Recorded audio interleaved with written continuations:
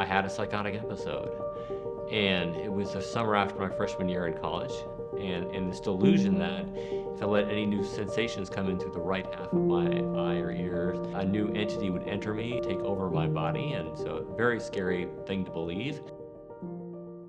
I'm Brandon Staglin. I'm here as an awardee and a speaker for the Student Psychosis Conference. I'm also here to learn from the students with Psychosis organization and the people within it. Today I am co-founder and chief advocacy and engagement officer for One Mind, a mental health organization that accelerates the development of better treatments for mental illness from the discovery phase through the development phase through the actual dissemination phase by working with scientists, entrepreneurs, and business leaders. And our goal is to have science as our cornerstone and people at the heart of all we do, and to use those principles to make a difference in millions of people's lives. So over the last 30 years, we've impacted about 30 million lives. I'm very proud of what we've been able to do. It begins with my story. So One Mind was founded by my family, inspired by our shared experience with my schizophrenia diagnosis.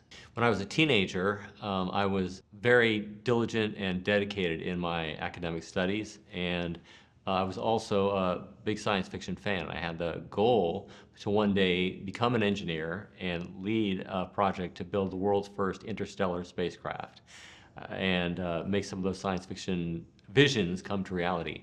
So I worked very hard all throughout high school and my first year of college, and the first year of college was challenging in that it was a culture shock going to a new environment, but also academically and socially challenging. So the stresses of that freshman year in college brought me to kind of a point of existential self-doubt at the end of that year. And I remember ruminating for days and weeks until I had a psychotic episode. And it was the summer after my freshman year in college.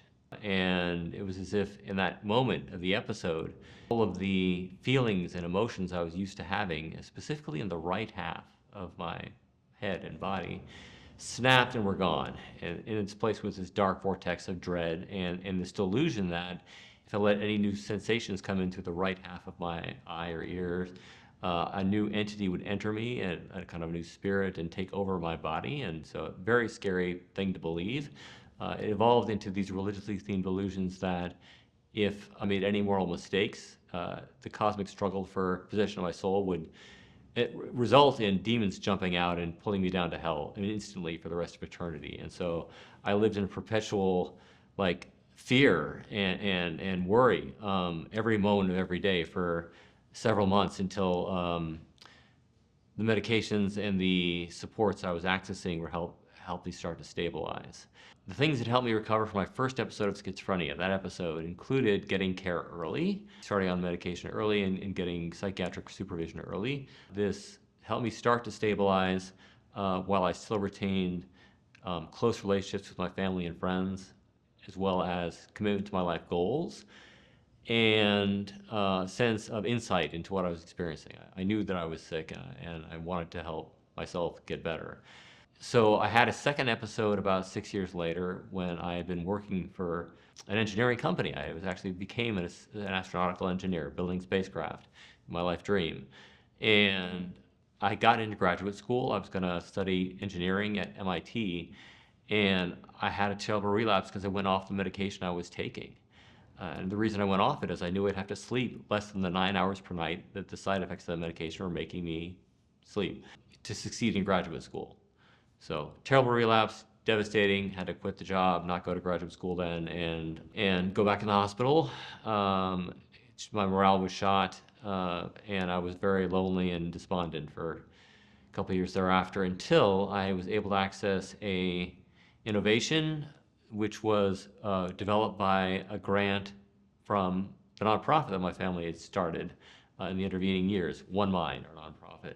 This new intervention was called cognitive training, or cognitive remediation training is the other name for it. It helped me to rebuild the neural pathways in my brain through targeted exercises for my brain, and I was able to become much more socially fluent and pay attention better to conversation, and ultimately be able to go back to work and enjoy time with friends about 6 months after doing the training.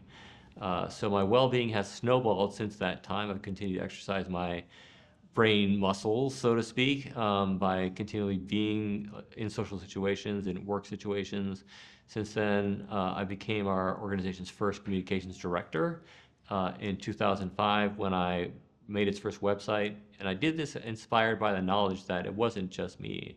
It was millions of people all around the world. Fueled by that passion, by that outrage for the injustice in the health system, I began to blog and webcast a lot, do a lot of public speaking, and now I have continued to advocate for better care for people facing mental illness.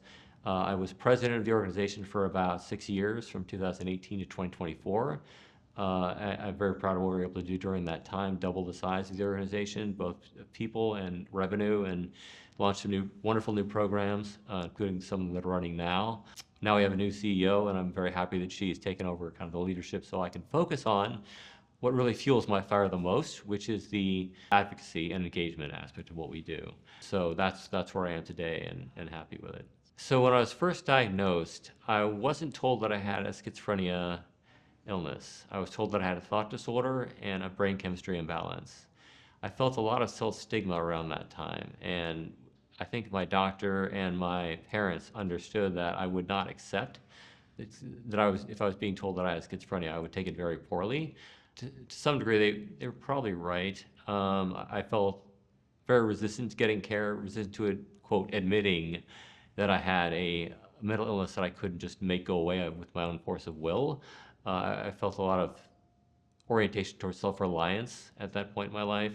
But based on what I was told, it was enough to go on to want to engage in taking medication and getting care for what I had.